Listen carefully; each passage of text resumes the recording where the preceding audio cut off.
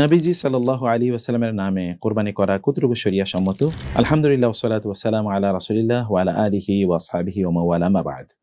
আমাদের অনেকেই নবীজি সাল্লাল্লাহু আলাইহি ওয়াসাল্লামের নামে কোরবানি করে থাকেন। রাসূলুল্লাহ সাল্লাল্লাহু আলাইহি ওয়াসাল্লামকে আমরা আমাদের জীবনের চেয়ে বেশি ভালোবাসি, আর এটি আমাদের ঈমানের দাবি। রাসূলুল্লাহ সাল্লাল্লাহু আলাইহি ওয়াসাল্লামের জন্য আমাদের জীবন কোরবানি করে দেয়াটাও আমাদের জন্য শাহাদাতের শ্রেষ্ঠতম মর্যাদা নিয়ে আসতে পারে। রাসূলুল্লাহ সাল্লাল্লাহু আলাইহি ওয়াসাল্লামকে আমাদের কলিজার টুকরা এর চেয়ে অনেক, অনেক বেশি আমাদেরকে ভালোবাসতে হয়। রাসূলুল্লাহ সাল্লাল্লাহু আলাইহি ওয়াসাল্লামের জন্য আমাদের সবকিছু উৎসর্গ করে দিতে হয়। সেই রাসূলুল্লাহ সাল্লাল্লাহু আলাইহি ওয়াসাল্লামের নামে কি কোরবানি করা যাবে? প্রথমত বিষয় হচ্ছে রাসূলুল্লাহ সাল্লাল্লাহু আলাইহি ওয়াসাল্লামের নামে কোরবানি করার বিষয়টি শিরকের কাছাকাছি একটি জিনিস, শিরকের গন্ধ এখানে আছে। কারণ কেবল আল্লাহ সুবহানাহু ওয়া তাআলার নামেই কোরবানি করতে হয়। লা ইয়ানালাল্লাহা লুহুমুহা ওয়ালা দিমাউহা ওয়ালাকিন ইয়ানালুহুত তাকওয়া মিনকুম ওয়ালিল্লাহি আলান নাসি আলহামদুলিল্লাহি, সকলে ইবাদত করতে হয় আল্লাহ সুবহানাহু ওয়া তাআলা এর নামে। বিসমিল্লাহ বলে সবকিছু করতে হয়। এমনকি বিসমিল্লাহি আল্লাহু আকবার, আল্লাহর নামে, যিনি সবচেয়ে মহান, তার নামে আমাদেরকে কোরবানি করতে হয়। ফলে রাসূলুল্লাহ সাল্লাল্লাহু আলাইহি ওয়াসাল্লামের নামে যদি আমরা বলি, তাহলে এখানে শিরকের গন্ধ রয়েছে। কিন্তু প্রশ্ন হলো, রাসূলুল্লাহ সাল্লাল্লাহু আলাইহি ওয়াসাল্লামের পক্ষ থেকে আমরা কোরবানি করতে পারবো কিনা, সেটি এখানে মূল প্রশ্ন। এবং এই প্রশ্নে ওলামায়ে কেরাম তারা কেউ কেউ মনে করেন রাসূলের পক্ষ থেকে কোরবানি করা শুধু জায়েজই নয়, এটি উত্তম। কারণ তারা দলিল হিসেবে পেশ করেন আলী রাদিয়াল্লাহু তাআলা আনহুর সেই হাদিসটি, যেখানে আলী রাদিয়াল্লাহু তাআলা আনহু তারই একজন সহকর্মী এর প্রশ্নের উত্তরে তিনি বলেছিলেন, আন্না রাসূলুল্লাহ সাল্লাল্লাহু আলাইহি ওয়াসাল্লাম আওসানি আন উদহিয়া আনহু ফানা উদহিয়া আনহু। রাসূলুল্লাহ সাল্লাল্লাহু আলাইহি ওয়াসাল্লাম আমাকে তার পক্ষ থেকে কোরবানি করতে ওসিয়ত করেছেন এবং আমি তার পক্ষ থেকে কোরবানি করছি রাসূলুল্লাহ সাল্লাল্লাহু আলাইহি ওয়াসাল্লামের ওসিয়ত অনুসারে। এর উপর ভিত্তি করে যে হাদিসটি আবু দাউদে এসেছে, এই হাদিসের উপর ভিত্তি করে অনেকে মনে করেন রাসূলুল্লাহ সাল্লাল্লাহু আলাইহি ওয়াসাল্লামের পক্ষ থেকে কোরবানি করা উত্তম। আর অধিকাংশের যে বক্তব্য তা হলো যে রাসূলুল্লাহ সাল্লাল্লাহু আলাইহি ওয়াসাল্লামের পক্ষ থেকে কোরবানি করার কোনো প্রয়োজন নেই। কারণ দুটো, একটি হচ্ছে যে হাদিসটি বলা হয়েছে এই হাদিসটি দুর্বল, সনদগতভাবে হাদিসটি দুর্বল, অতএব হাদিসটি গ্রহণ করা যায় না।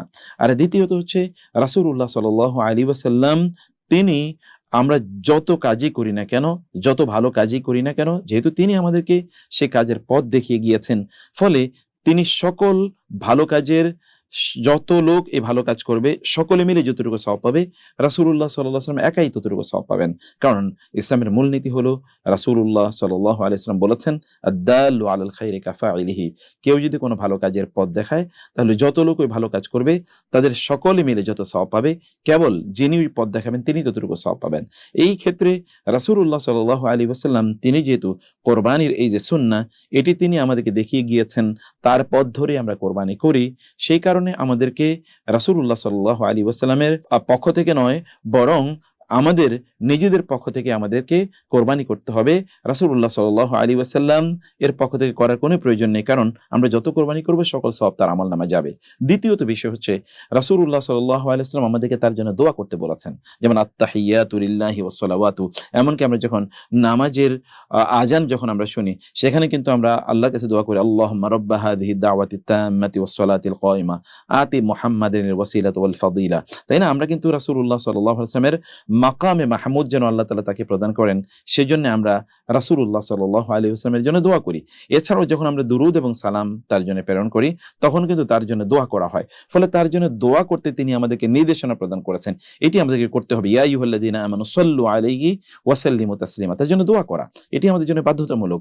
কিন্তু তার পক্ষ থেকে কোনো ইবাদত আমাদের করার কোনো প্রয়োজন নেই, কারণ সেটি আমাদের জন্য করা ফরজও নয় এবং আমাদের জন্য সেগুলো করা সুন্নাহ বা এরকম কোনো কিছু নয়।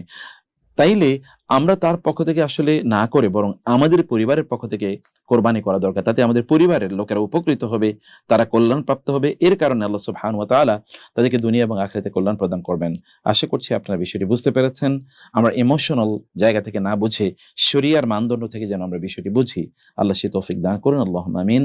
ওয়াসসালামু আলাইকুম ওয়া রাহমাতুল্লাহি ওয়া বারাকাতুহু।